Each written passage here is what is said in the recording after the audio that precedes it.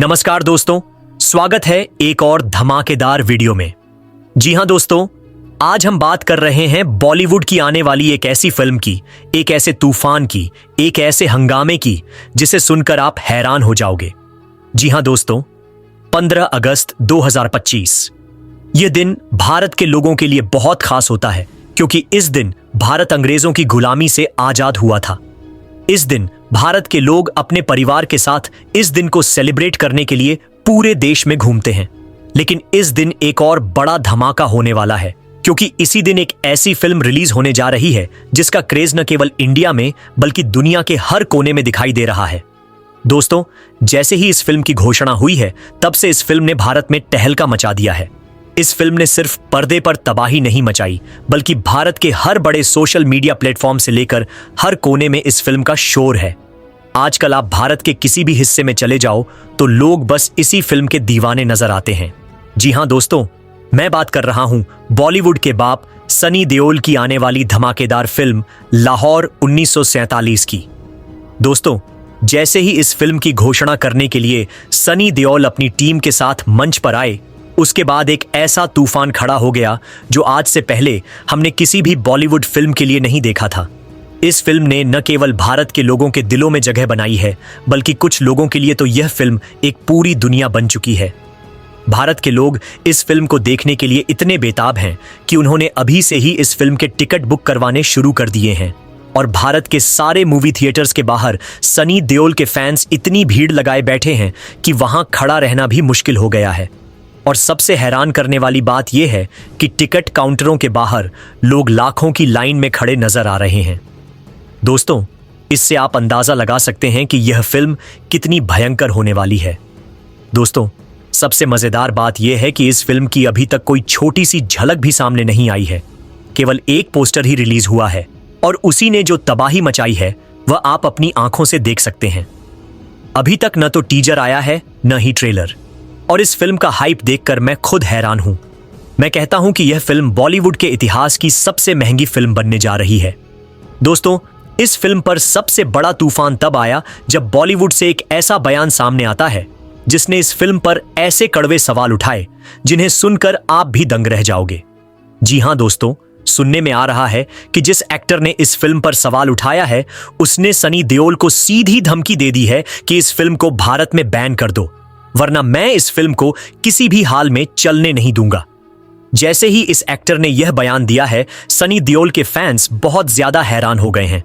दोस्तों, जब मैंने पहली बार यह बयान सुना तो मैं भी चौंक गया था कि कोई इस फिल्म लाहौर 1947 पर सवाल उठा सकता है। लेकिन जब मैंने अपनी आंखों से देखा तब मुझे यकीन हो गया कि यही वो आदमी है जिसने इस फिल्म के खिलाफ घटिया शब्दों का इस्तेमाल किया था। सबसे बड़ा हंगामा तब हुआ जब उसको जवाब देने के लिए बॉलीवुड की एक और अभिनेत्री मैदान में उतरती है, जिन्होंने उस आदमी को ऐसा करारा जवाब दिया कि वो खुद हैरान रह गया।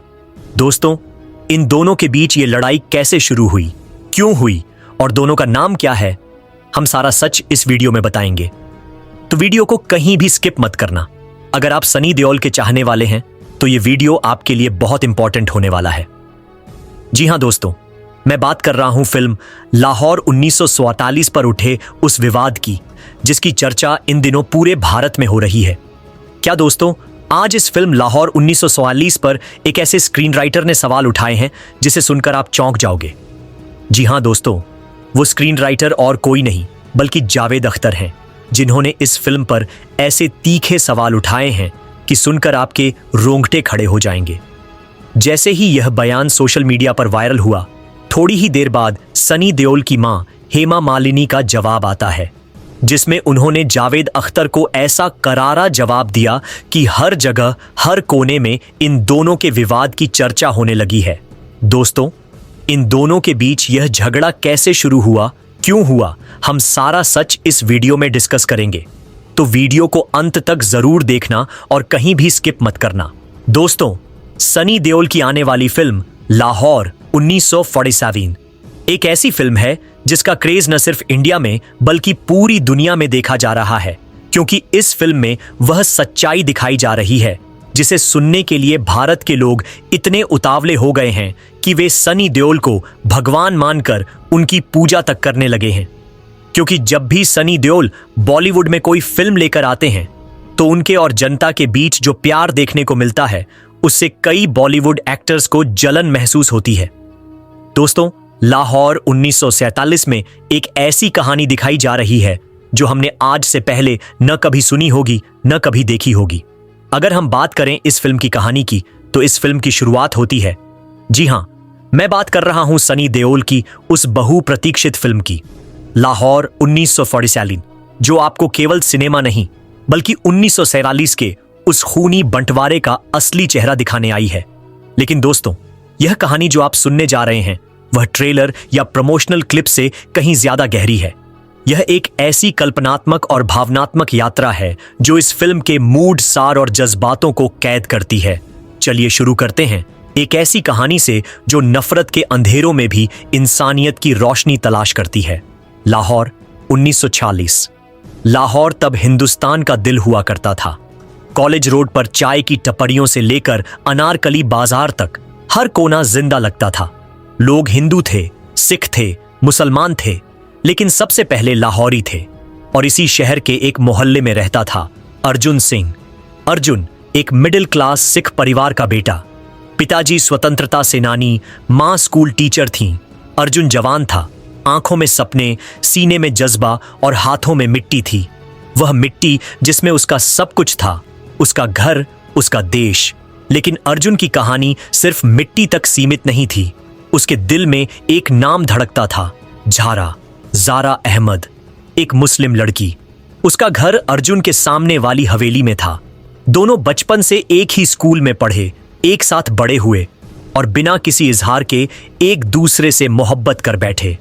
वक्त के साथ लाहौर की गलियों में उनके दिल की धड़कन छुप गई थी। उनका प्यार लफ्जों में नहीं लेकिन आंखों के रास्ते से बात करता था। लेकिन 1946 था और एक तूफान लाहौर की शांत हवाओं में छुपकर धीरे धीरे बढ़ने लगा था। जब बात आई आजादी की तो हर तरफ खुशी थी। आजादी मिलेगी के नारे लग रहे थे, लेकिन किसी ने नहीं सोचा था कि आजादी के इस त्योहार के साथ एक भयानक मौत का बाजार भी साथ चलेगा। लाहौर में लोगों के चेहरों पर मुस्कान थी, लेकिन उसके नीचे डर था। एक रात अर्जुन के पिताजी ने कहा, बेटा, आजादी सबको मिलेगी, लेकिन इस बार सिर्फ एक लकीर खींचकर नहीं, खून बहाकर बांटी जाएगी। और वह सही थे। 15 अगस्त 1947 से कुछ महीने पहले ही शहर में दंगे फूटने लगे। घर जले, बाजार लूटे गए और मोहब्बत से ज्यादा लोगों के हाथों में केरोसिन और तलवारें थीं। ज़ारा का परिवार अर्जुन के घर को छोड़कर रावलपिंडी भागने का सोच रहा था। अर्जुन सिर्फ एक सवाल से लड़ रहा था, क्या मेरा प्यार ज़ारा इस लहू के दरिया को पार कर सकेगा? एक रात ज़ारा ने अर्जुन को एक छत पर बुलाया। पीछे से लाहौर जल रहा था, सामने चांद था और बीच में दो दिल। ज़ारा ने आंखों में आंसू लेकर कहा, अर्जुन, मैं चली जाऊंगी, कल सुबह बाबा मुझे यहां से ले जा रहे हैं, शायद हमेशा के लिए। अर्जुन ने उसका हाथ पकड़ा। दोनों की सांसें तेज हो गईं। आंखों से ज्यादा दिल बात कर रहे थे। उस लम्हे अर्जुन ने अपनी जेब से एक छोटी सी मौली निकाली, एक रक्षा सूत्र जो उसकी मां ने कभी मंदिर में बांधी थी। उसने ज़ारा के हाथ में बांध दिया और कहा, चाहे दुनिया के हर बॉर्डर के पार चली जाओ, तुम्हारा अर्जुन तुम्हारा इंतजार करेगा। उस रात लाहौर में एक और शहर जल गया, अर्जुन का अंदर का शहर। बंटवारे ने लाहौर के नक्शों से ज्यादा उसके रिश्तों को काटा। अर्जुन का घर जल गया, उसके मां बाप दंगे में मार दिए गए। वह खुद बचकर अमृतसर आया, नंगा, भूखा, तन्हा। लेकिन ज़ारा का नाम उसकी सांस था। हर रोज अमृतसर स्टेशन पर जाता, हर ट्रेन को देखता। शायद ज़ारा किसी रिफ्यूजी कैंप में हो, किसी ट्रेन में हो, किसी जिंदा या मुर्दा के रूप में हो। सालों गुजरते गए। वह रिफ्यूजी कैंप में वॉलंटियर बन गया, सिर्फ इस उम्मीद में कि एक दिन उसकी ज़ारा लौट आएगी।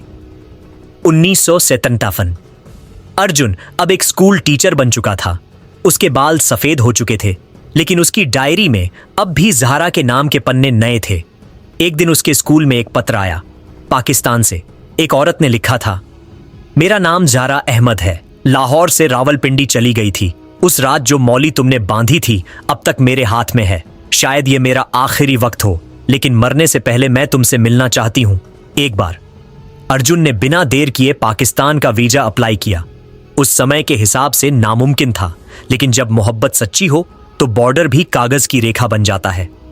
लाहौर, वही गली, वही बाजार, वही अनारकली। दोस्तों, अब हम बात करते हैं उस तूफान की जिसका शिकार अब सनी देओल की फिल्म लाहौर 1947 होती जा रही है, क्योंकि आज इस फिल्म पर बॉलीवुड के एक ऐसे स्क्रीन राइटर ने सवाल उठाए हैं जिसकी चर्चा इन दिनों पूरे भारत में हो रही है। दोस्तों, जैसे ही इस स्क्रीन राइटर ने फिल्म लाहौर 1947 के ऊपर बयान दिया है, तब से लोग हैरान हो गए हैं कि ये राइटर भी सनी देओल की फिल्म लाहौर 1947 पर सवाल उठा सकता है। दोस्तों, ये बयान जब सोशल मीडिया पर वायरल हुआ तब लोगों को यकीन हो गया कि यह वही स्क्रीन राइटर है जिसने फिल्म में लाहौर को बैन करने की बात कही थी। जी हां दोस्तों, वह स्क्रीन राइटर और कोई नहीं बल्कि जावेद अख्तर हैं। जी हां दोस्तों, जावेद अख्तर का कहना था, मैं एक स्क्रीन राइटर हूं। मैंने आज से पहले भाइयों की कई सुपरहिट फिल्मों की स्क्रिप्ट लिखी है, कहानियां लिखी हैं, लेकिन मैं जो आजकल लाहौर की कहानी सुन रहा हूं वह पूरी तरह से एक झूठी कहानी है। ऐसा कुछ भी भारत के साथ नहीं हुआ था। यह सब सनी देओल अपनी फिल्म लाहौर को सुपरहिट बनाने के लिए एक झूठी कहानी बना रहा है। मैं कहता हूं कि इस फिल्म को भारत में बैन कर देना चाहिए। अगर यह फिल्म भारत में रिलीज हो गई तो भारत के लोगों को बहुत बड़ा नुकसान होने वाला है। इसलिए मैं कहता हूं कि इस फिल्म को भारत में बैन कर देना चाहिए। दोस्तों, जैसे ही जावेद अख्तर ने यह बयान दिया है, तब से सोशल मीडिया पर सनी देओल के फैंस ने उन्हें आड़े हाथों ले लिया है। हर तरफ, हर जगह जावेद अख्तर को ट्रोल करते हुए लोग नजर आ रहे हैं। दोस्तों, सबसे बड़ा हंगामा तब हुआ जब जावेद अख्तर को जवाब देने के लिए सनी देओल की मां हेमा मालिनी खुद मैदान में उतरी। जी हां दोस्तों, हेमा मालिनी का कहना था, तुमने जिन फिल्मों की स्क्रिप्ट राइटिंग की है वो फिल्म तो फ्लॉप हो गई थी, और ऊपर से तुम उसी फिल्म को फ्लॉप करने के लिए झूठे बयान दे रहे हो। मैं भारत के लोगों को यह बात साफ तौर पर बता देना चाहती हूं कि इसने फिल्म लाहौर की स्क्रिप्ट लिखने के लिए सनी देओल से कहा था, लेकिन सनी देओल ने उसे साफ साफ मना कर दिया था। इसीलिए अब यह फिल्म लाहौर पर झूठे सवाल उठा रहा है। आप लोगों को पता होगा कि भारत के साथ 1947 में जो जुल्म और अत्याचार हुआ था, हम उसकी सच्चाई इस फिल्म में दिखा रहे हैं, न कि कोई झूठी कहानी। बात रही इस फिल्म की रिलीज की, तो हम इस फिल्म को भारत में जरूर रिलीज करके दिखाएंगे। किसी के बाप में इतनी ताकत नहीं है कि वह मेरे बेटे सनी देओल की फिल्म लाहौर को रिलीज होने से रोक पाए। दोस्तों, जैसे ही हेमा मालिनी ने जावेद अख्तर को यह करारा जवाब दिया है, तब से सोशल मीडिया पर सिर्फ इन दोनों की चर्चा हो रही है। दोस्तों, आप लोगों को क्या लगता है, इन दोनों में से कौन सही है, कौन गलत है? आप अपनी राय कमेंट बॉक्स में जरूर दें और इस चैनल को सब्सक्राइब जरूर कर दें। तो मिलते हैं अगली धमाकेदार न्यूज के साथ। तब तक के लिए गुड बाय, टाटा।